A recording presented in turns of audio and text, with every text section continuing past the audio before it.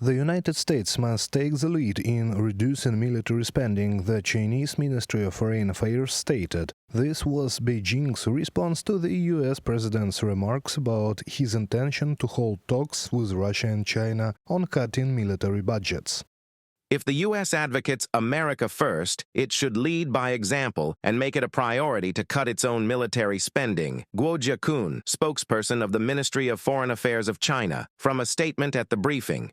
US President Donald Trump announced his plans to meet with Putin and Xi Jinping to discuss a radical reduction in military budgets. He aims to convince them to cut military spending by half and to achieve a reduction in nuclear arsenals. According to Trump, the existing stockpiles of nuclear weapons are already enough to destroy the world 100 times over. Yet the US, Russia and China continue to produce new weapons. There's no reason for us to be spending almost $1 trillion on military. There's no reason for you to be spending $400 billion. China is going to be at $400 billion. We're at $1 trillion. We're going to be at close to $1 trillion. And I'm going to say, we can settle this or we can spend this on other things. Donald Trump, President of the United States. Such a drastic reduction in defense spending would fundamentally alter the US position in the world, Bloomberg warns. Additionally, the initiative is expected to face strong opposition from American defense contractors, who receive billions in military orders annually.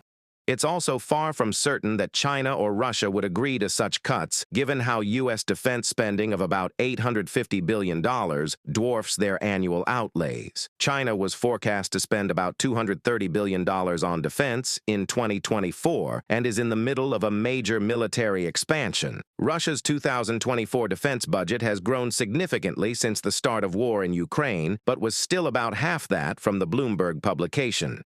Trump claims that during his first presidential term he reached an understanding with Putin regarding nuclear arsenal reductions, though no formal agreements were made. China, however, refused to engage in nuclear arms reduction talks. Now the US president hopes to organize a trilateral meeting with Putin and Xi Jinping, but for now the Chinese Ministry of Foreign Affairs has noted that Washington and Moscow possess the largest nuclear stockpiles, making them responsible for disarmament efforts. China firmly supports the multilateral arms control mechanism provided by the UN and is ready to cooperate with all parties on this issue. The reduction of nuclear weapons arsenals should be carried out in a manner consistent with the need to safeguard global strategic stability. In June 2024, the Stockholm International Peace Research Institute published a report on nuclear weapons. The document revealed that all nuclear powers, including the US, Russia and China, have expanded their arsenals, with the number of deployed nuclear warheads increasing. China has become the world leader in the pace of nuclear expansion, increasing its warhead stockpile by 90 units over the past year. By the end of the decade, China could have as many intercontinental ballistic missiles as Russia and the US, though its total number of nuclear warheads would still be lower, analysts estimate. According to CIPRI, as of early 2024, Russia had deployed approximately 36 more warheads than the previous year.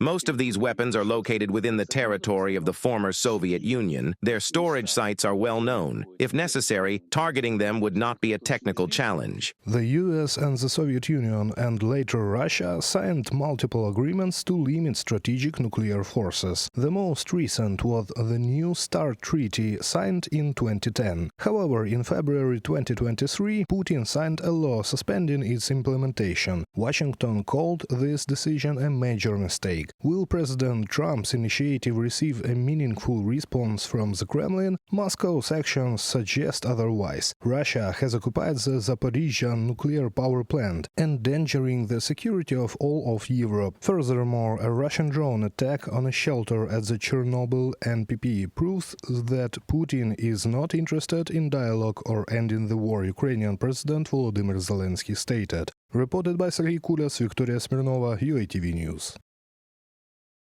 U.S. concerns about the Chinese threat have intensified since Donald Trump took office. The new U.S. president has threatened to impose higher tariffs on Chinese goods, but the new administration is more alarmed by the potential military threat posed by China. U.S. Secretary of State Marco Rubio has warned that, in the event of a direct conflict, the Panama Canal could fall under Beijing's control. A few years ago, Panama made a decision that they were going to de-recognize Taiwan and align with Beijing, and with that came all sorts of money that was provided to the then president's administration for project. And if the government of China in a conflict tells them shut down the Panama Canal, they will have to.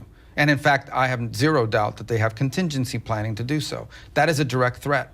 So it's a technicality, but in reality, if China wanted to obstruct traffic in the Panama Canal, they could. That's a fact. Evidence of China's preparations for a potential military conflict can be seen in the construction of the world's largest military command center in Beijing since the middle of 2024, which is said to be 10 times the size of the Pentagon. According to Financial Times, citing U.S. intelligence sources, the facility will also include a network of underground tunnels designed to protect the Chinese military leadership in the event of direct military confrontation. Chinese leaders may judge that the new facility will enable greater security against U.S. bunker-buster munitions and even against nuclear weapons. It may also feature more advanced and secure communication systems and additional space to expand the capabilities and missions of the People's Liberation Army. U.S. intelligence official, in comments to the Financial Times.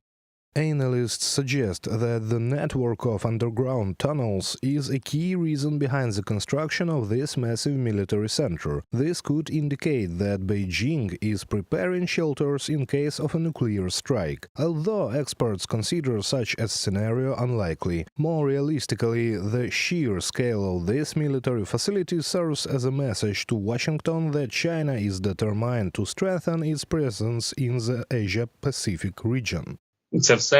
This all signals that China has no intention of reducing its influence in the region. At the very least, the U.S. must be prepared to support its partners, including Taiwan. Given the lessons learned from the war in Ukraine, China is preparing to move its command structures into massive underground bunkers. This is meant to prevent future obstacles in managing military operations of this scale. The Chinese military is expected to become a world-class fighting force with 2 years, a goal set by President Xi Jinping. According to U.S. military, China could also be preparing for a potential invasion of Taiwan within that time frame. Despite Beijing's calls for Russia and the U.S. to reduce their nuclear arsenals, China itself is actively expanding its own. The Stockholm International Peace Research Institute reports that China is currently the world leader in nuclear arsenal growth, having increased its number of warheads by 90 in just the past year.